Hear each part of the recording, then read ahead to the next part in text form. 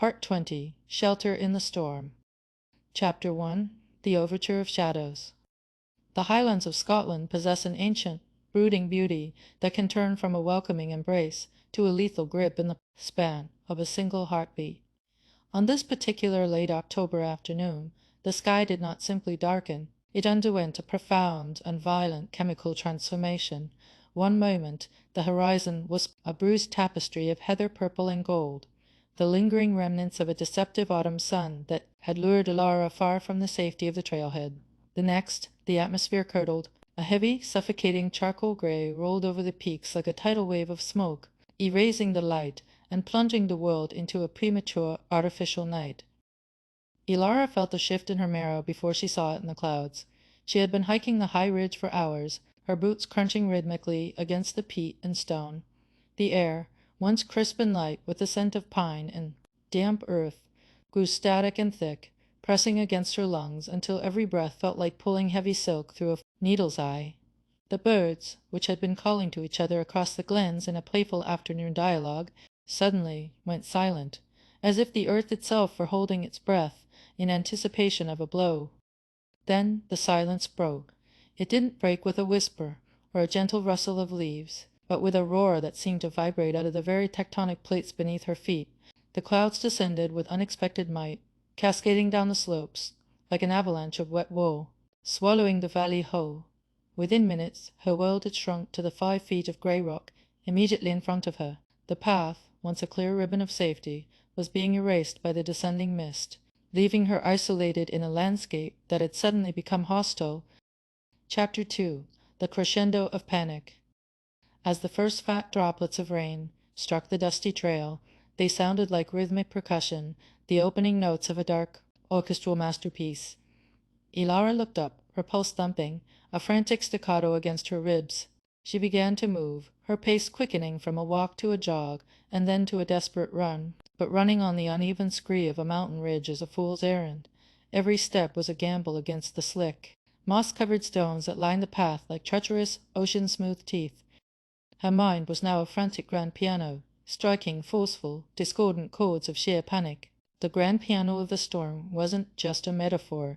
She could feel the heavy, percussive weight of the thunder in the hollow of her chest, a physical vibration that threatened to displace her heart. Each flash of lightning revealed a landscape transformed into a nightmare of shifting shadows. The familiar peaks, which had seemed so majestic and inviting an hour ago, now looked like jagged monoliths standing in grim judgment of her intrusion. The rain turned into a torrent, a vertical ocean that blinded her. She could no longer distinguish the path from the precipice. The dramatic strings of the storm symphony began to rise and sweep around her. It was a tidal wave of sound, the shrieking of the wind through the crags, the hiss of water on stone, and the deep, the guttural groan of the earth itself. The wind ripped the breath from her lips, mocking her insignificance. She was a leaf in a gale, a speck of dust in the eye of a god, carried along by a force that did not know her name and did not care for her survival. Chapter 3. The Sanctuary of Granite. Her vision was a blur of grey and silver. The cold was the first thing to truly terrify her. It wasn't just the wet, it was the way the wind stripped the heat from her skin, leaving her limbs feeling heavy, unresponsive, and alien. Her waterproof jacket had finally surrendered to the relentless pressure of the downpour, and cold, biting water began to trickle down her spine, sapping her will to move, and replacing it with a dull, leaden ache. Desperation began to claw at her throat. She knew that if she didn't find cover, the mountain would claim her before the night was through. She stumbled, her hand scraping against the sharp icy edges of a massive boulder. The pain was sharp and immediate, but it anchored her to the present moment. She looked up, squinting against the stinging rain, and saw it, a massive outcropping of granite that stood like a fortress against the onslaught. This was the Lasting Stone, a formation that had seen the rise and fall of civilizations and the passing of ice ages without moving an inch. Just as her legs threatened to give way and her resolve began to fracture, a flash of lightning illuminated a vertical scar in the mountainside. It was a cleft within the granite wall, a jagged fissure carved by centuries of frost and heat. It was not a grand cave nor a welcoming hall, but a humble, tight, small space, a stone rib cage offered by the mountain. Elara lunged for it, her fingers gripping the wet stone, with a strength born of pure survival instinct. She squeezed her body into the narrow opening, the rough surface of the rock scraping against her jacket. The granite was cold, but it was solid. It was a foundation that did not sway, did not shudder, and did not yield. Inside the cleft, the roar of the wind changed from a direct blow to a hollow, haunting whistle.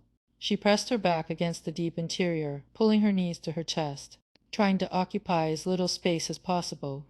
She was no longer a hiker. She was a guest of the mountain, huddled in its stony embrace. Chapter 4. The Internal Monologue of the Storm. Outside, the fury reached its crescendo. The dramatic strings of the rain lashed against the mountain with such violence that the stone itself seemed to hum with a low-frequency vibration.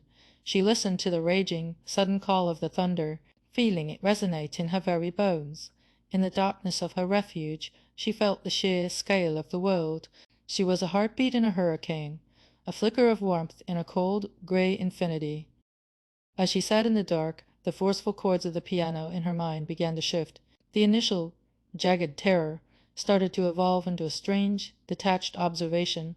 The narrowness of the cleft, which might have sparked claustrophobia in another setting, now felt like a divine embrace. The rock was unyielding, yes, but it was also protective.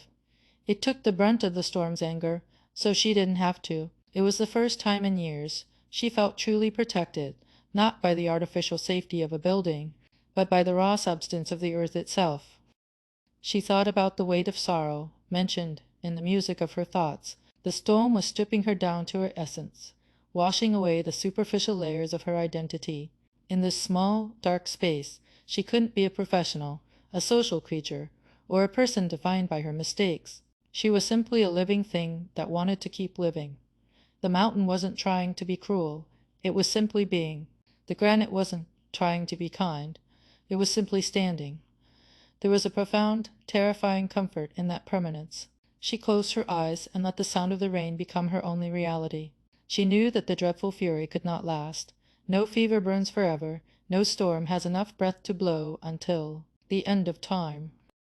Chapter 5. The Resolution of Grace. Time became a fluid, unrecognizable thing. Minutes could have been hours. She watched the water cascade past the entrance of her cleft like a silver curtain, a barrier between her and the world. But eventually, the frantic tempo of the rain began to slacken. The percussion on the rocks outside slowed, from a frantic, overlapping roll to a steady, melodic tapping. The grand piano of the elements transitioned from its crashing, minor key chords into something softer, more contemplative, and melodic. The light began to change. The oppressive, bruised gray started to thin, allowing a pale, watery silver to seep through the cracks of the clouds. The dramatic strings resolved to notes of quiet grace, shimmering like the light that was now reflecting off a billion droplets of water clinging to the heather and the moss. The music of the wind faded to a gentle sigh, a whisper of its former rage. The heavy, sweeping movement of the storm had passed, leaving behind a world that felt fundamentally washed clean. As if the mountain had been baptized in the tempest, the air was no longer thick with static. It was sharp, clean, and filled with the scent of ozone, wet earth, and rejuvenated pine. Elara shifted her cramped limbs, her joints popping in the quiet of the cleft. She crawled toward the mouth of the opening, her movements slow and deliberate, emerging into a world that looked like a new creation. Chapter 6. The Hopeful Face. As she stepped back out into the glades, she found the landscape transformed. The harsh, jagged edges of the mountain were softened by a lingering, ethereal mist that clung to the valleys like white silk. The grass, though flattened by the weight of the rain, was a vibrant, defiant green, more brilliant than it had been under the midday sun. The calming glades seemed to breathe in unison with her. The sun, though still hidden behind the jagged horizon, cast a pale, pearlescent glow over the world, turning every puddle into a mirror for the emerging stars. She stood there for a long moment, a solitary figure, in the vast, dripping silence. The terror was gone, replaced by a deep, resonant peace that she hadn't felt in years. She reached back and touched the granite wall one last time. Her fingers traced the rough, wet surface of the cleft, the small space that had been her entire world for the last hour. It was a silent gesture of gratitude to the stone that had held her. She looked down at her hands. They were steady now.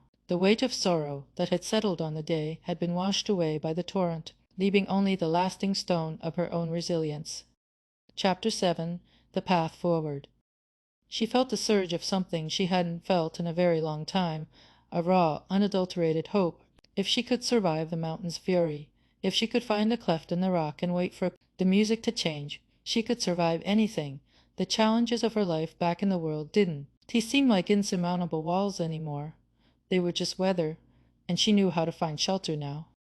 When she finally turned to find her way back down the trail, which was now glistening under the emerging moon, there was no longer a shadow of fear or sorrow in her eyes. Instead, she found a hopeful courage etched onto her face, a quiet, unshakable strength, forged in the heart of the tempest and tempered by the holy silence that followed. She walked down the mountain, not as a victim of the elements, but as a part of them, her footsteps echoing the quiet grace of the resolving strings. Chapter 8. The Internal Sanctuary. The hike back was long, but she didn't mind the distance or the fatigue. Every breath of the cold night air felt like a gift. Every star that began to peek through the breaking clouds was a reminder of the light that always follows the dark. She had sought a shelter in the storm, and in doing so she had found a sanctuary within herself. As she moved lower into the valley, the sound of a distant stream reached her ears. No longer a raging torrent, but a steady, purposeful flow.